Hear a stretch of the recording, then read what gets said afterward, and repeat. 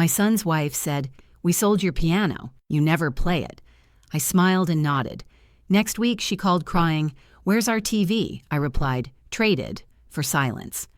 Then she found the note I left on the wall. She'll never forget what it said. But before we get there, let me start where every storm begins, with stillness. My name is Evelyn Carter, and I've learned that silence can be the loudest weapon in a world that no longer listens. I turned 62 this spring, though most days I feel older, like the years weigh heavier when kindness gets mistaken for weakness. After my husband Thomas passed, the house we'd built together felt too quiet, too full of ghosts and creaking floors that spoke his name. My son, Marcus, insisted I move in with him and his wife, Lydia. "Just until you find your rhythm again, Mama," he'd said, smiling that half-smile he's had since he was a boy. I should have known. Rhythm's hard to keep when you're dancing on someone else's floor. At first, I tried to be grateful. Lydia was polite in that sugar-sweet Southern church smile kind of way, always with a tone that meant the opposite of her words. "Make yourself at home," she said, but what she really meant was, "Know your place." Her house gleamed like a furniture catalog, all white marble, gray velvet, and gold accents that caught the light but gave off no warmth. I missed color. I missed texture. I missed soul. The only thing I brought from my old home that mattered, truly mattered, was my piano. A rich mahogany upright with a few chipped keys and a voice deeper than memory. Thomas had surprised me with it on our 10th anniversary, said every teacher needs her own instrument. I used to play hymns on Sunday mornings before church. His Eye is on the Sparrow, Amazing Grace. Sometimes I'll fly away when the mood called for it. Back then, Marcus would sit beside me, swinging his little legs, humming out of tune. That piano held every note of our life. Love, laughter, even the sound of our arguments softening into forgiveness. Lydia hated it from the start.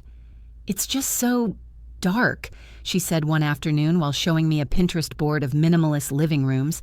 "It doesn't go with our aesthetic." "Our?" I asked. She smiled tight. "You know what I mean. The house has a flow, and that big thing just interrupts it." I told her the house didn't need more flow. It needed heart.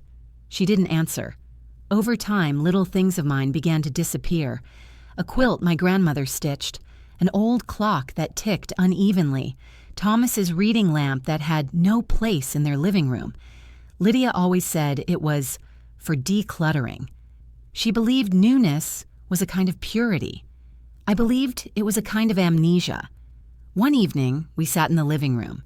Lydia was on her laptop, Marcus scrolling on his phone, the big, flat screen humming quietly with one of those endless reality shows.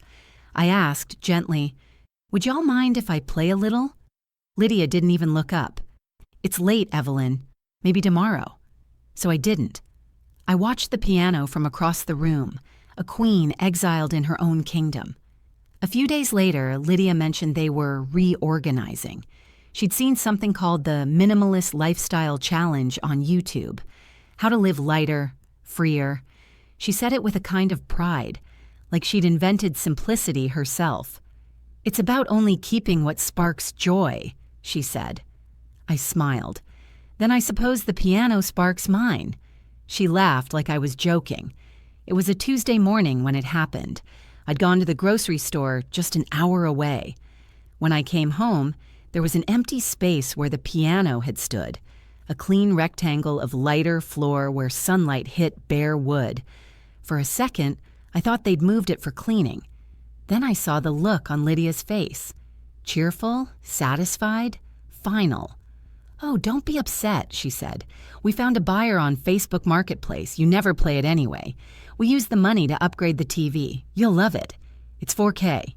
Her words buzzed in my head like static. 4K. The number meant nothing. Marcus stood behind her, arms crossed, guilt softening his face. "We thought you wouldn't mind, Mama. You hadn't touched it in months." "I hadn't touched it," I said, "because it reminded me of things you've already forgotten." They didn't answer. I went to my room and shut the door. sat on the edge of the bed, staring at my hands, old hands that had once played Bach and blues and church hymns that could lift a whole congregation. I tried to remember the sound of those keys, but the silence was too loud. That night, I dreamed of Thomas again. He was sitting at the piano, smiling. "You'll play again," he said, "just not the same tune." When I woke, the house was dark except for the glow of that monstrous new television, casting its cold light across the walls. Lydia and Marcus were asleep on the couch, faces lit blue like ghosts. The sound of the screen filled the room, laughter, commercials, meaningless chatter. I stood in that doorway looking at the spot where my piano used to be, and something in me shifted. I realized Lydia hadn't just sold my piano. She'd sold the last place in this world where my soul had room to breathe. So I smiled, small, silent, dangerous. The kind of smile that only means one thing. Change was coming.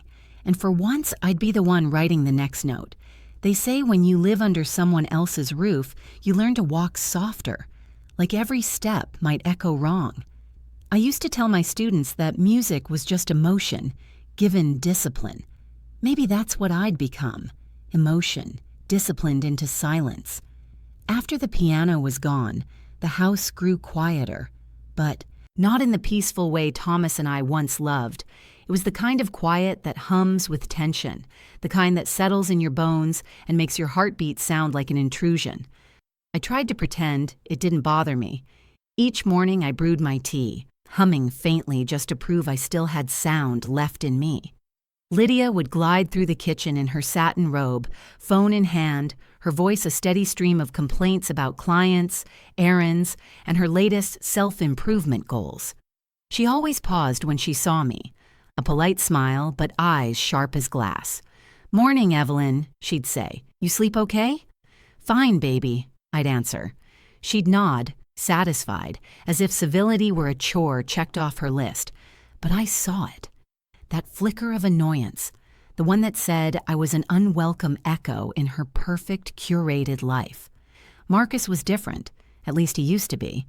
My boy was gentle once. When he was young, he'd fall asleep beside the piano bench while I practiced hymns. I remember him drooling on his little arm, murmuring, "Play that one again, Mama." Back then, my music was home. Now, his voice had that corporate stiffness that doesn't belong to a heart anymore. "Lydia's just trying to make things easier for everyone, Mom," he told me one evening, eyes glued to his laptop. "Easier for who?" I asked. "For all of us," he said, and went right back to typing. I didn't push it. You can't argue with someone who's already stopped listening. The living room looked different after the piano disappeared. Lydia replaced the empty space with a glass console table and a tall vase of fake white orchids. She called it minimalist elegance. I called it lifeless. There used to be warmth in that corner. Now there was only reflection. If I stood there too long, I saw myself twice. Once in the vase, once in the window. And neither version felt at home. One afternoon, Lydia had friends over for brunch. I kept to my room, but I could hear their laughter drift through the walls. "This place looks amazing," one woman said. "So modern." "Thank you," Lydia replied. "We've been decluttering, trying to make space for new energy." Someone asked about the piano. Lydia laughed, that hollow, tinkling laugh she used when she wanted to sound superior. "Oh, that old thing. We sold it. It was sentimental clutter, really." I sat on my bed, hands clenched in my lap. Sentimental clutter. That's what I'd become, too. That night, I couldn't sleep. I walked to the kitchen for water and found Marcus sitting there, scrolling through his phone, the refrigerator light washing him pale. "You all right, baby?" I asked. He looked up, startled. "Yeah, just thinking about work." I sat across from him. "You work too hard. You don't look happy." He smiled faintly. "I'm fine, Mom." I wanted to say, "You don't sound fine. You sound like someone else's idea of fine," but I didn't.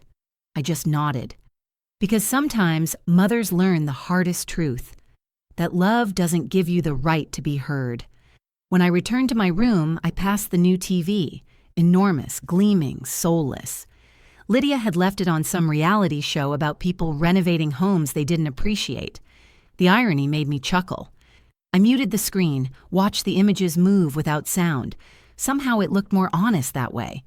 Days passed like that. Polite exchanges, careful smiles. Lydia started rearranging furniture, taking down old family photos and replacing them with abstract prints. "It's just a new look," she said. "More adult." The photo of Thomas and me, the one where we're laughing at the church picnic, disappeared without a word. When I asked, she said, "It's in storage." Storage, another word for erased. I began keeping to myself more. I sat by the window with my tea, reading devotionals and listening to the wind push against the glass. Sometimes I'd tap my fingers on the armrest. Simple scales, C to G, G to C. The muscle memory of years that no longer had a home. But every now and then, I caught Lydia watching me. Once she stood at the kitchen counter pretending to check emails, but her eyes were on me, the way you'd watch a storm cloud, wondering if it would pass or pour. That's when I knew she wasn't just annoyed by me. She was threatened, not by who I was, but by what I represented. I was a reminder that her husband came from music and faith and roots deeper than glass tables and designer throw pillows. I was history she couldn't rewrite, and so she tried to erase it one piece at a time. That realization didn't make me angry. It made me calm. Anger is noisy, but purpose hums quietly until it's ready to speak. I started writing again in my old notebook. Just thoughts, bits of scripture, lines of songs I hadn't played in years. It helped me keep rhythm in a house that had none. On one page I wrote, "Even silence has a key. You just have to find the note that fits." I didn't know then that those words would soon guide everything that came next. It happened on a Thursday morning. Lydia came home with bags from a home decor store, all smiles. "I got new curtains, Evelyn. Light beige. They'll make the room feel airy." I looked up from my book. "It already feels empty enough, baby." She laughed like I'd told a joke, then disappeared into her perfect echoing living room. When the door closed, I whispered to myself, "She thinks she's designing peace. She's only decorating noise." The sun slipped behind the clouds, the house went gray, and I realized something simple and certain. This wasn't my home, it was a stage. And Lydia was about to learn that I'd spent my whole life knowing how to command one. It was the smell that told me something was wrong before my eyes did. Lemon polish, too strong, too new. The kind that hides guilt under the scent of cleanliness. That Saturday morning had started like any other. Sunlight slipping through Lydia's beige curtains, the distant hum of Marcus's car leaving for work, and the quiet ache that came from living like a guest in your own family. I brewed my tea, added a drop of honey like Thomas used to, and planned to spend the morning dusting the piano keys. Even if I wasn't playing anymore, I liked keeping it clean. It was my ritual, my conversation with the past. But when I turned the corner into the living room, there was nothing there. Just space. Wide, hollow, echoing space where music used to live. For a moment, I thought maybe they'd moved it to make room for something. A rug, maybe, or that ridiculous new vase Lydia had been eyeing online. But then my gaze fell to the floor. A perfect rectangle of lighter wood where the sun had bleached around it. The wall behind it was bare, except for faint marks where framed hymn lyrics had once hung. The air felt wrong, like the silence had swallowed all the oxygen. "Lydia?" My voice came out smaller than I meant. She emerged from the hallway with her phone in hand, bright and casual, her hair twisted into that polished bun she wore when she wanted to look composed. "Oh, hey, Evelyn, I forgot to tell you. We found a buyer for the piano. Isn't that wonderful?" I blinked. "A buyer?" She nodded enthusiastically, stepping closer like she was sharing good news. "Yes, some young couple from Decatur picked it up this morning. They're starting lessons for their daughter. You'd love them. Really sweet people. They said they'd give it a good home." Her words buzzed in my ears like bees. "You'd love them." A good home. The way people talk about rehoming pets they've grown tired of. Why would you sell my piano? I asked, though I already knew the answer. Lydia set her phone on the counter, folding her arms like this was a reasonable conversation. Evelyn, you never play it. It's been sitting there for months. We needed space, and honestly, it didn't fit the vibe. Marcus and I talked about it, and he agreed. It was time. My throat tightened. It was mine. I know, she said gently, in that tone people use when they want you to feel foolish for caring. But you said yourself you haven't played since Thomas passed. It's just an object, Evelyn. Things don't hold meaning. People do. That was rich, coming from someone who measured meaning in price tags. I glanced toward the corner where the piano had stood, and that's when I noticed the giant box taking its place. A brand new 75-inch television, so large it looked like a window to nowhere. Lydia followed my gaze and smiled proudly. We used the money toward this. Look how sharp the picture is. It even connects to Wi-Fi. She grabbed the remote and turned it on. Bright colors exploded. Across the wall. Some reality show host laughed too loud. It's beautiful, isn't it? She said. I didn't answer. My eyes weren't on the screen. They were on the reflection it threw across the room, where my piano's soft brown polish had once caught morning light. Now cold blue flicker danced over Lydia's white walls. Marcus walked in from the kitchen, adjusting his tie. Mom, he said carefully, don't be upset. Lydia and I thought this would be best. You weren't using it. I was keeping it, I said softly. He sighed the way children do when their parents become inconvenient. It was taking up space. Space. That's what I was now. Space. Something to be cleared, managed, minimized. I see, I whispered. Lydia looked relieved, mistaking my quiet for acceptance. Good, I'm glad you understand. And don't worry, they paid cash, so it's all settled. No hassle. I nodded. I didn't trust my voice to come out steady. She went back to adjusting the TV volume, humming under her breath. Marcus kissed my cheek before leaving for work, his lips brushing air. We'll have dinner later, okay? He said. When the door closed, I stood in that living room for what felt like hours. The lemon polish still hung heavy in the air, trying to mask the crime. I could almost hear Thomas's laughter echoing faintly, the way it used to bounce off those keys. I sat down on the couch, facing the television's blank screen. In it, I saw my reflection, small, gray-haired, tired. I reached for the remote and turned it off. The silence that followed wasn't empty. It was thick, humming, alive. That night, I found myself opening the old wooden box where I kept Thomas's things. His wedding ring, a folded program from his funeral, a few photos of us dancing at our anniversary.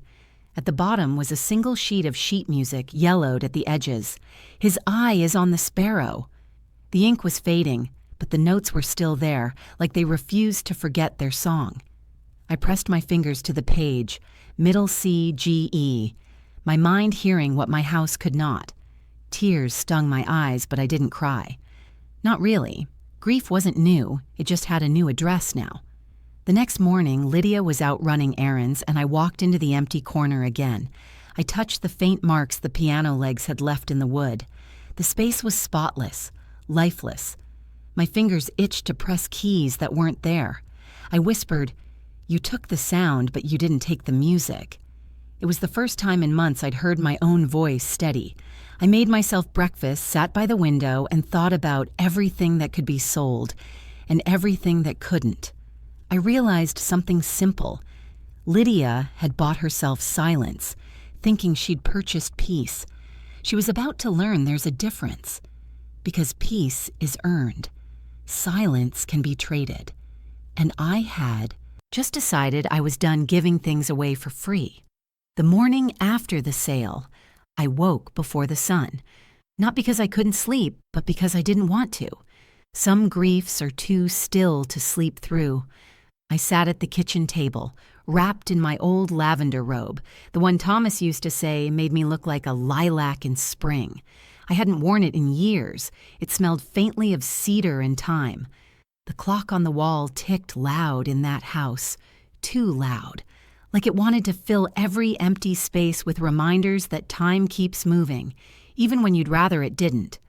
The kettle whistled softly, and I poured myself a cup of tea, watching the steam curl up and vanish.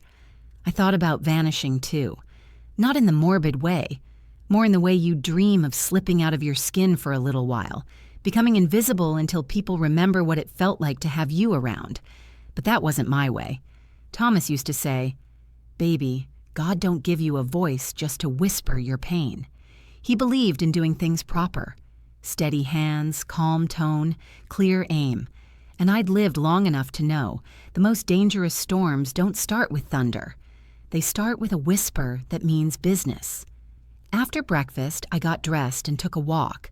The sky was pale gray, the kind that never decides whether to rain or forgive.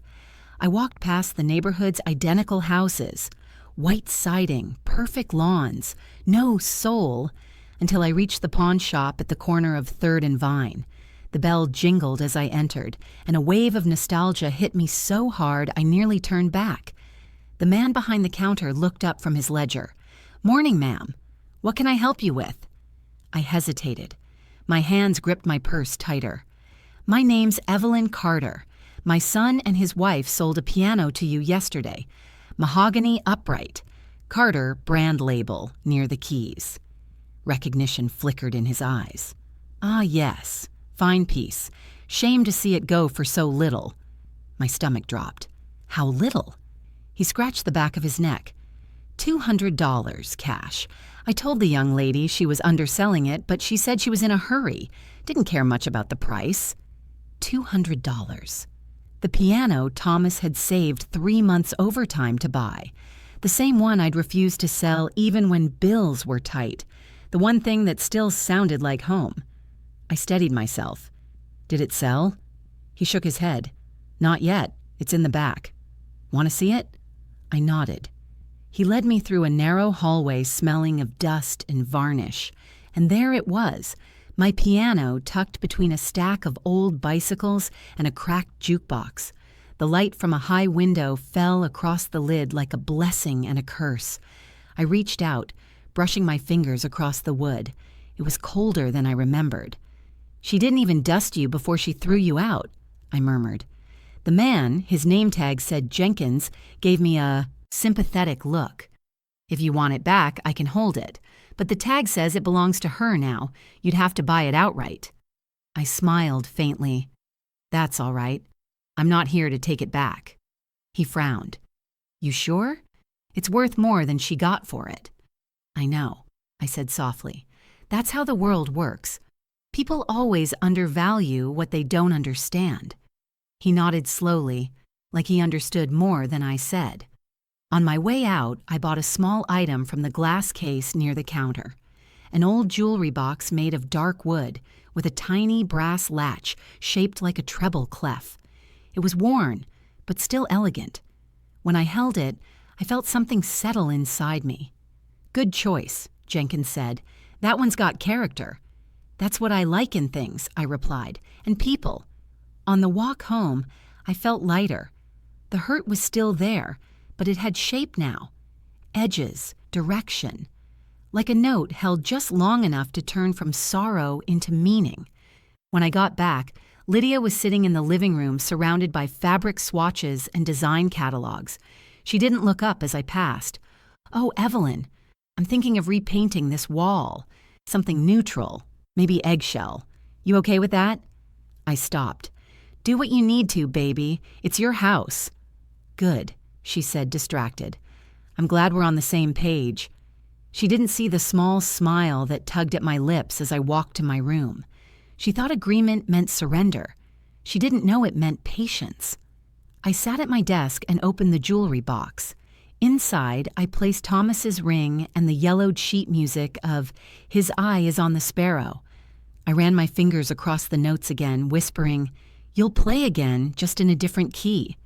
Then, from the drawer, I pulled out my old fountain pen, the one I used to write notes to my students, encouragements like, "Keep your tempo steady," or "Never rush the beauty."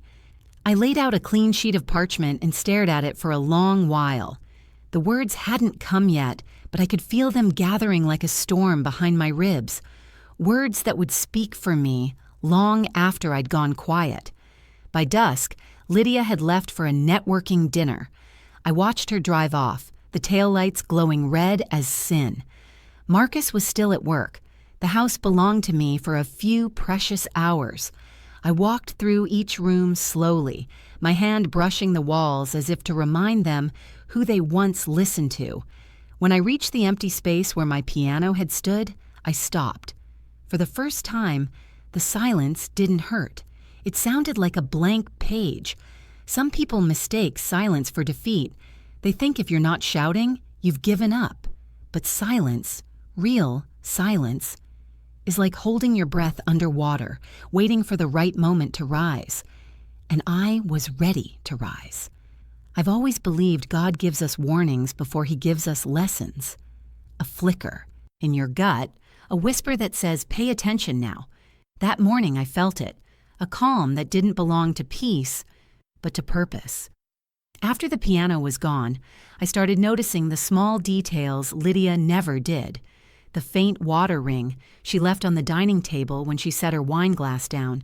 The way she scrolled through her phone at dinner, half listening, smiling when she needed to. The soft panic that crossed her face whenever the Wi-Fi glitched, like silence itself might expose her. People reveal their weaknesses without realizing it. Lydia's weakness wasn't greed, it was control. She needed things to shine, to match, to obey. She wanted the house to hum in her rhythm, not mine. And she thought she'd silence me by selling that piano. But she didn't understand. I'd been silent long before she came along. The difference now was, I'd chosen it. That's the thing about women my age. Folks think we're fragile because we move slower. They forget we've learned how to carry storms without spilling a drop. That Monday, I began my quiet rehearsal. I watched her the way I used to watch my students, not with judgment, but curiosity. What makes her flinch? What makes her proud? What does she think she owns? When Lydia wasn't home, I'd walk through the living room and stand in front of that massive television she'd bought with my piano money. It dominated the space, the glowing altar of her new gospel. She'd sit there for hours, voice sharp as static, shouting advice to the people on those reality shows. I'd sit nearby reading my devotionals, and every so often she'd look at me like I was part of the furniture. But what she didn't know was that I was studying her worship. I learned that every morning she turned on that TV as soon as she woke up. Background noise while she did yoga or checked emails. When she left for errands, she'd leave it playing as if the sound made her feel less alone. And every night she fell asleep in front of it. She thought silence was loneliness. I thought silence was where God hid His answers. That's when it hit me. The piano had been my voice. The TV was hers. And voices, when abused, deserve rest. I didn't plan anything dramatic. I wasn't about to break the law or throw tantrums like those YouTube pranksters Lydia watched. No, my kind of justice was the kind that folds itself neatly, like a letter. The next day, I took my old shopping tote and went to the stationery store downtown, the kind with shelves of heavy paper and pens that glide like silk. The clerk, a young man with kind eyes, asked if I needed help. "I'm looking for paper that remembers," I said. He tilted his head, unsure. "Something that doesn't forget the words you write on it," I added. He smiled and led me to a small display of parchment sheets, cream-colored, thick, smooth to the touch.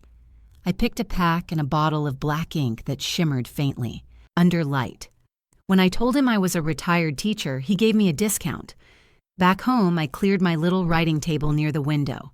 The sun poured through the glass, lighting up the dust motes that danced like tiny notes in the air. I opened my pen, dipped it into ink, and waited. Words don't come easy when they're meant to stay. At first, I tried writing what I felt: betrayal, grief, anger. But those weren't strong enough. Then I tried writing what I wanted: justice, dignity, balance. Still not it. It wasn't until I wrote one single word, silence, that everything started to flow. I wrote for hours, slowly, deliberately. The ink bled slightly, curling around the edges of each letter, like the words themselves were alive. I didn't write a threat or a sermon. I wrote truth, simple, sharp, and permanent. When I finished, I read it aloud once, then folded it neatly and slipped it into the pocket of my cardigan. I'd show you what it said, but the note deserves its moment. You'll see soon enough. That evening, Marcus came home late. He smelled of coffee and stress. Lydia followed, heels clicking, face tight from whatever social event she'd been performing at. I greeted them both as usual. "Long day?" Lydia sighed dramatically. "You have no idea. Everything's so hectic lately." I smiled. "Hectic means you're moving too fast to hear what's important." She rolled her eyes. "Oh, Evelyn, not everything needs to be deep." "No," I thought. "But some things need to be remembered." She poured herself wine and turned on the TV, the lights splashing over her perfect decor. The show was loud, people shouting over each other for attention. It felt like watching the inside of her mind. I excused myself, went to my room, and opened my jewelry box. The treble clef latch gleamed in the lamplight. I placed the folded parchment beside Thomas's ring and the sheet music for "His Eye is on the Sparrow." 3 relics: love, faith, and justice. Before bed, I stood in the hallway, watching that flickering blue light fill the living room. Lydia's laughter echoed faintly, brittle and shallow. That's when I decided exactly when it would happen. Not out of rage, but out of timing. Justice has rhythm, same as any song. You just have to catch it on the right beat. The next weekend, they planned a trip to Lake Lanier. "A quick escape," Lydia said, "for self-care." She asked if I could watch the house. "Of course, baby," I said. "You two enjoy yourselves." She smiled like she'd won something, but I'd already written the final verse. Saturday morning came soft and golden. One of those Georgia mornings where the sunlight feels like honey poured through lace. The kind of morning that makes even sorrow look beautiful if you squint hard enough. Marcus and Lydia were leaving for the lake. I watched from the front porch as they loaded their sleek SUV, her in designer, sunglasses, him in a baseball cap that made him look younger than his years. She barked directions. He obeyed. Even the way they packed their bags was a performance. Efficient, rehearsed, soulless. "Evelyn," Lydia called through her fake smile, "there's leftover lasagna in the fridge, and please don't forget to water my fiddle leaf fig." She's temperamental. "I won't forget," I said. "Drive safe, baby." Marcus leaned down and kissed my cheek. "Love you, Mom. We'll be back Monday." "Take your time," I said, and meant it. When their car disappeared down the street, the quiet that followed was so deep I could hear my own heartbeat. The air felt different, lighter, freer, expectant. The house, finally, exhaled. For the first time in months, I walked barefoot across the living room floor. The hardwood was cool against my feet, smooth where the piano once stood, faintly ridged where its legs had pressed memory into wood. I paused there, closed my eyes, and whispered, "Your turn now." Then I turned to face the massive television, Lydia's monument to modernity. Its black screen stared back at me like an unblinking eye. Around it, her perfect decor gleamed, marble vases, silver coasters, the glass table that reflected every bit of vanity but none of the truth. I pressed the power button. The screen came to life. Some morning show full of people shouting about nothing. I stood there watching the noise and thought about all the things she'd erased, my laughter, my songs, my Sunday mornings. Then I whispered, "Fair trade." I unplugged the TV. The room fell quiet. I didn't rush. I moved with care. Unplugging cables, coiling them neatly like a teacher straightening her classroom after the bell. I lifted the set, heavier than I expected, but manageable. Years of lugging instruments and furniture had built strength in me that Lydia didn't know existed. By the time I loaded it into my car, the air outside was warm and steady. The road to the pawn shop stretched long and familiar. I rolled down my window, letting the wind tangle through my silver curls. I felt Thomas beside me, the ghost of his laughter tucked somewhere between the hum of the tires and the rhythm of my pulse. When I pulled into Jenkins' Pawn, he was leaning against the counter reading a newspaper. His face lit up when he saw me. "Back so soon, Miss Evelyn?" "Yes," I said. "Got another piece for you." He looked toward my car. "That a television?" 75 inches of borrowed piece," I said. He chuckled, shaking his head. "You want cash or trade credit?" "Cash," I said, then paused. "Actually, tell me, how much did you give that girl for my piano?" 200 even. Then 200 even for this one, too." He raised a brow. "That's low for a TV that size." "I'm not selling it," I said. "I'm balancing the books." He studied me for a second, then nodded slowly, understanding. He counted out the bills, crisp and new. When he handed them to me, I didn't take them right away. I looked down at his scarred wooden counter, scratched, stained, honest, and thought of Lydia's glass one, gleaming and empty. I finally accepted the money and folded it neatly into my wallet. It wasn't about the cash. It was about the math of dignity. As I turned to leave, Jenkins said quietly, "You're something else, Miss Evelyn." I smiled, just learning to play in a different key. The drive home felt like a hymn. The sky was wide open, a single crow tracing slow circles above the trees. I parked in the driveway and stepped inside the house that had never stopped pretending to be mine. The absence of sound greeted me like an old friend. I stood in the living room again, staring at the empty space where the TV had stood. The blank wall looked pure somehow, unpolluted by light or noise. I took out the folded parchment from my cardigan pocket, smoothing it gently with my palm. The note was ready. The ink had dried into deep, steady strokes. No trembling lines, no hesitation. I found a piece of tape in the drawer and pressed the note to the wall, right where the TV used to hang. My fingers lingered on the paper, the way they used to linger on ivory keys. I could almost hear the faint echo of "His eye is on the sparrow." When I stepped back, I looked around the silent room. It wasn't empty anymore. It was peaceful. The kind of peace that doesn't need applause, doesn't need approval, just presence. I poured myself a cup of tea and sat by the window. For the first time, I didn't reach for music or noise or company. I just listened. To birds, to the wind, to the soft creak of the house settling. Lydia always feared silence because she mistook it for judgment. But to me, silence was grace. Silence meant I no longer had to prove myself worthy of respect I'd already earned. That night, I slept deeply. The kind of sleep you only get after doing something that feels right in your bones. When the morning light touched my face, I smiled. It was Sunday. The kind of Sunday Thomas would have called a day for truth. And before the sun set again, truth was going to knock on Lydia's perfect front door and let itself in. Sunday morning came soft, almost holy, the kind of morning where sunlight slipped between the blinds like it was blessing every surface it touched. I sat at the kitchen table, sipping coffee and reading psalms aloud to no one in particular. The words felt heavier than usual, like they'd been waiting for me to understand them. The Lord will fight for you. You need only be still. Still. That's what I was. Still. But not silent. The house had changed overnight. I could feel it. The air no longer hummed with static or chatter. Without that television filling every corner, the walls seemed to breathe easier. The quiet wasn't awkward anymore. It was sacred. For the first time since I'd moved in, the house sounded like a home.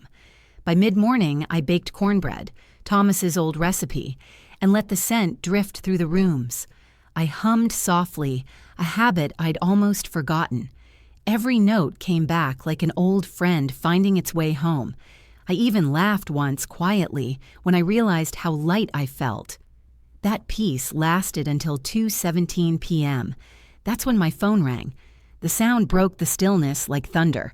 I glanced at the screen. Lydia. I didn't rush to answer. I let it ring twice, 3 times, 4. Then, on the 5th, I pressed accept. "Hello, baby." Her voice exploded through the line. "Evelyn, where's the TV?"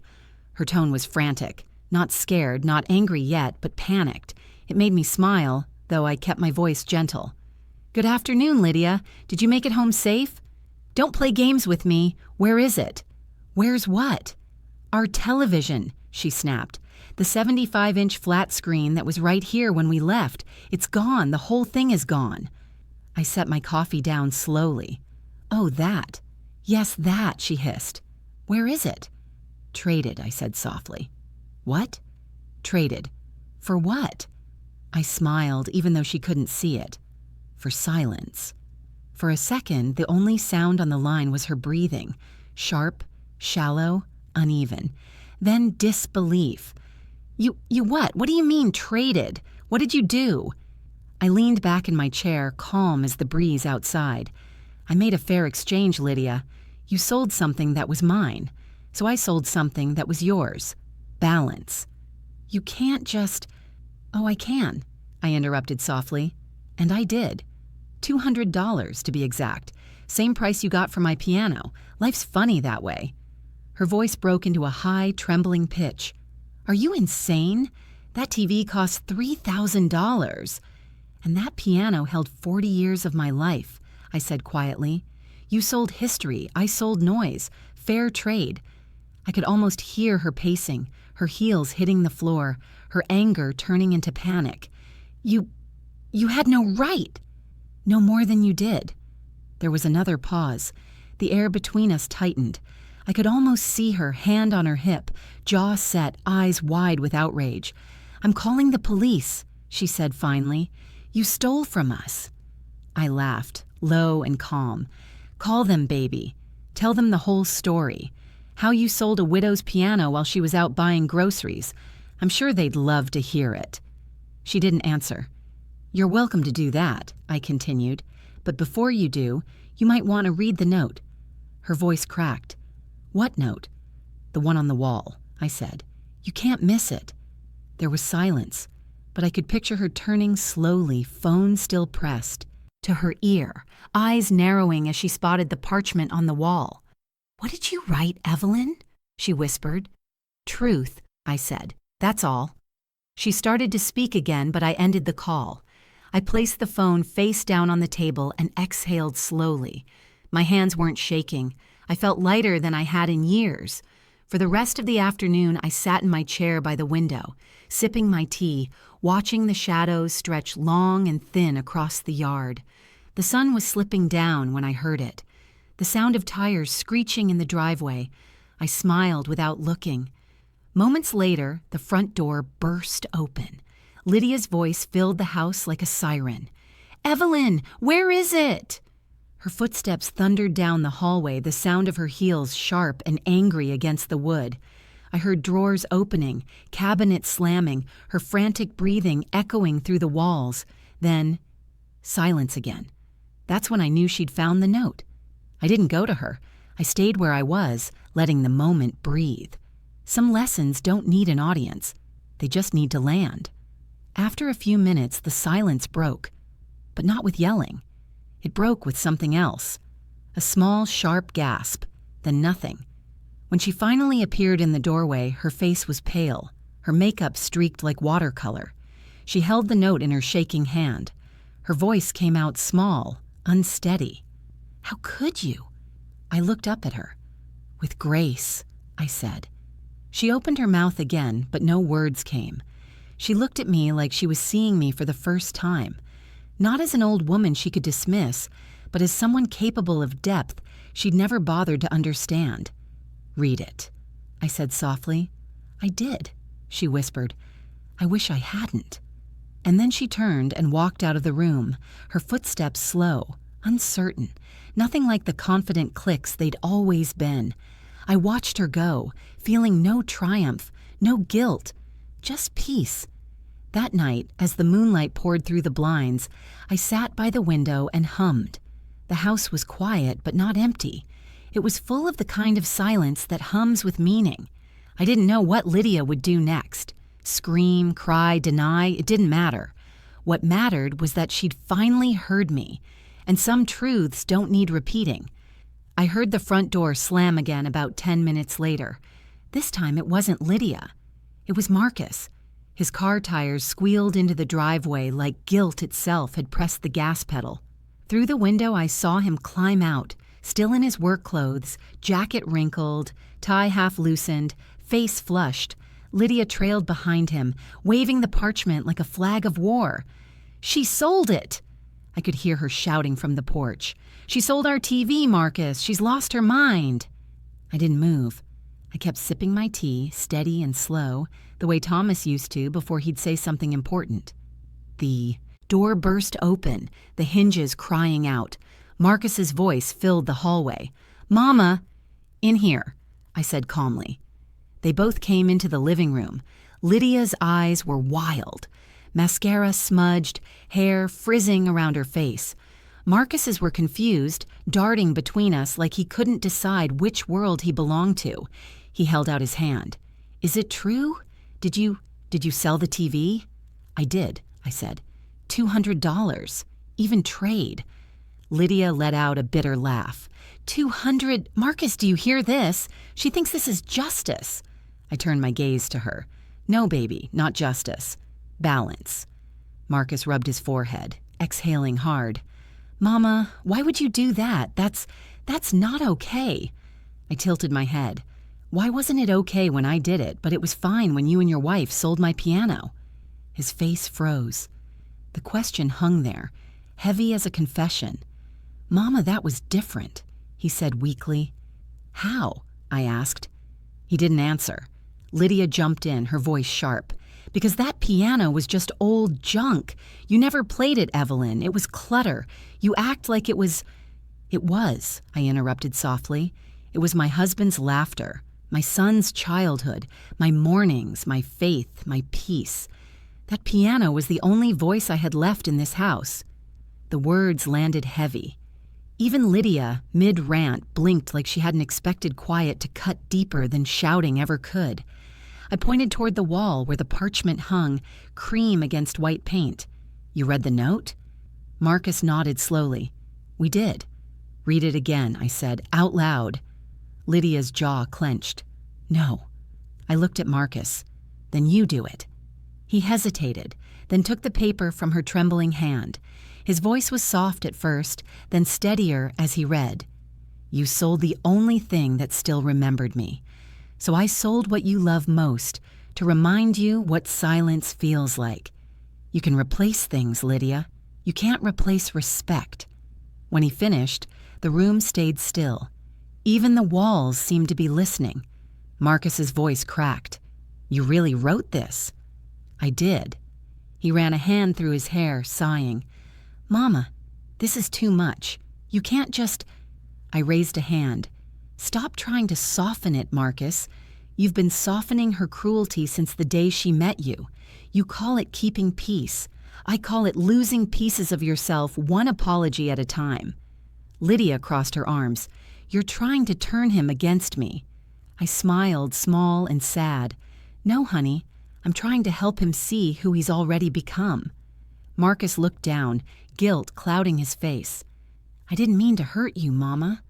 "I know you didn't," I said, "but you did, because silence, when it's meant to keep the peace, still cuts the same." Lydia took a step forward, her voice trembling with rage.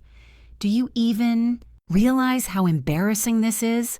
The neighbors saw me come home screaming. We look insane." "Maybe you are," I said gently. "You sold something sacred and called it clutter. You replaced meaning with noise and called it peace. You built a house out of glass and forgot that sunlight exposes everything." She glared at me, tears pooling in her eyes. "You think you're so righteous, don't you? Some wise old martyr teaching lessons." I stood up slowly, steady and tall despite the ache in my knees. "No, Lydia, I'm just tired of being erased." For a moment, none of us spoke. The air between us felt heavy, full of all the years we'd avoided saying the truth. Then Marcus whispered, "She's right." Lydia's head snapped toward him. "Excuse me?" He looked at her, really looked at her, and his voice broke in the middle. "You shouldn't have sold that piano." She stared at him, stunned. "Marcus, don't you start." But he wasn't listening. His eyes found mine. "I'll get it back, Mama. Somehow." I shook my head. "No, baby, don't." He frowned. "Why not?" "Because some things aren't meant to return. They're meant to remind." He nodded slowly, understanding more than I'd expected him to. Lydia stood frozen, her chest rising and falling fast, anger fighting shame. "You're unbelievable," she muttered before storming out of the room. The front door slammed so hard the walls trembled. Marcus stayed where he was. He looked up at the note again, his eyes softening. "You really meant every word, didn't you?" "I don't write for decoration," I said. He smiled faintly, the first real smile I'd seen from him in months. "I'm sorry, Mama, for everything." I touched his arm. "I know, baby. I just wanted you to hear the sound of silence once so you'd remember it has weight." He nodded, eyes glistening. Then he folded the note gently as if it were scripture and tucked it into his pocket. "I'll keep this," he said, "so I don't forget again."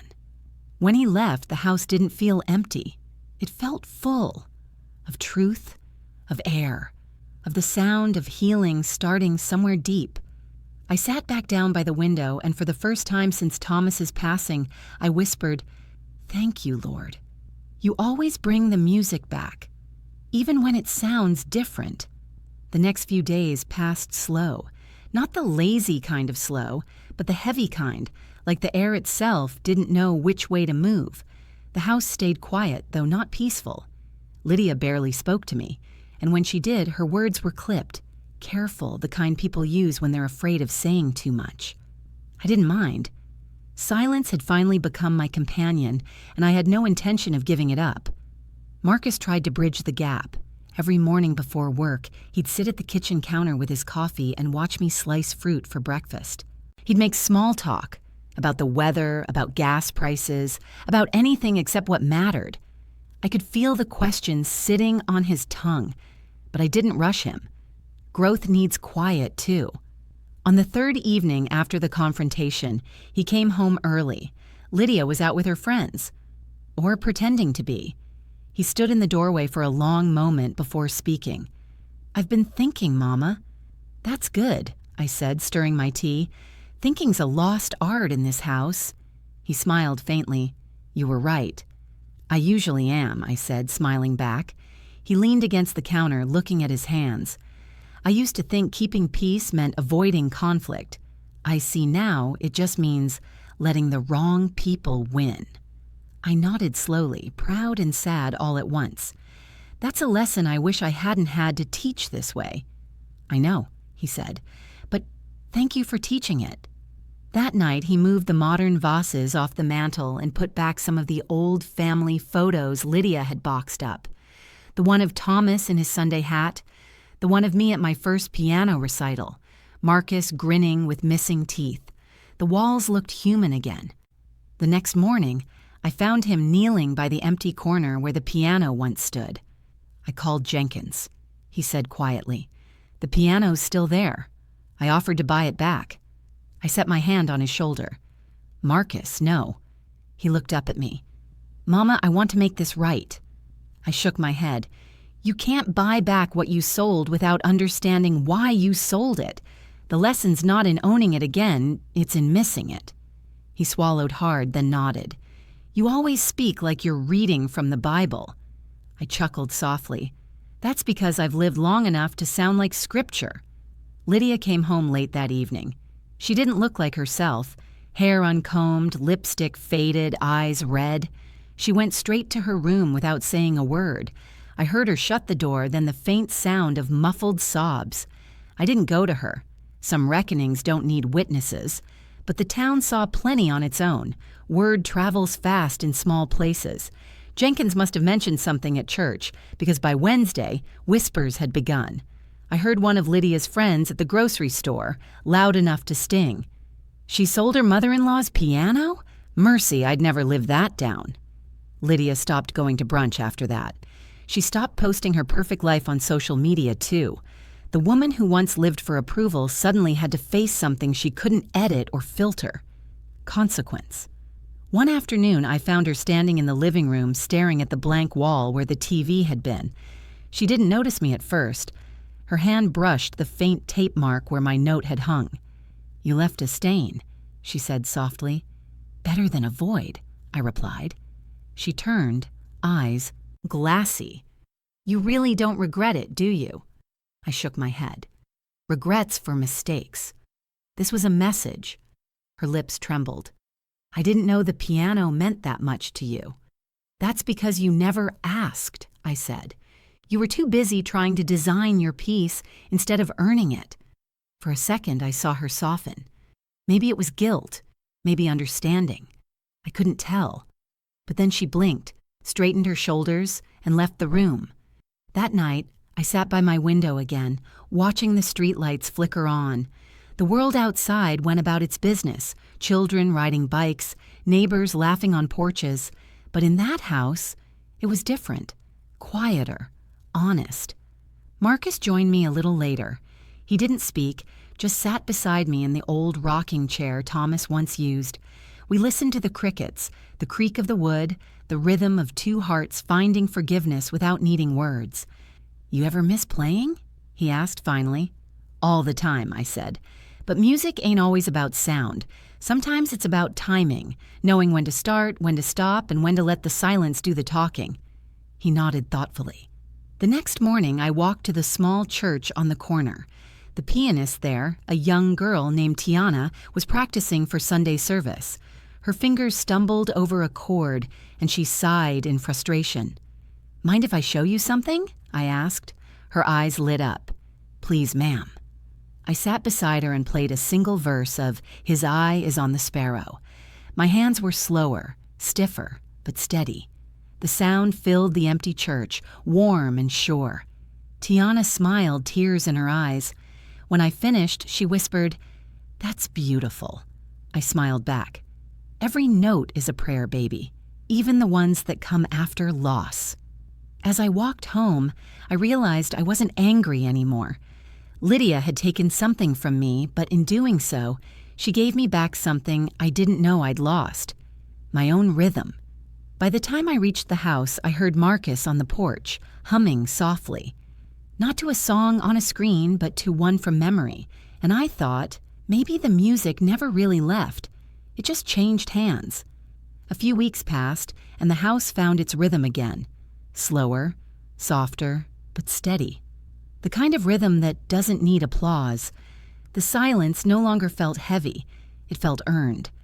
I woke early each morning, as always, but now the stillness greeted me like an old friend instead of a reminder. I'd brew my coffee, open the blinds, and let the sunrise paint the walls gold. Every morning, light felt like a hymn of its own, a promise that even what's broken can still shine if you give it time. Marcus changed, too. He moved differently now, lighter, more grounded. He started coming home earlier, cooking dinner once or twice a week, even laughing again. One evening, I caught him standing in that empty corner, holding his phone close to his chest.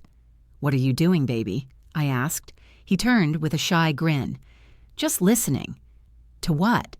He held out his phone. The recording played faintly.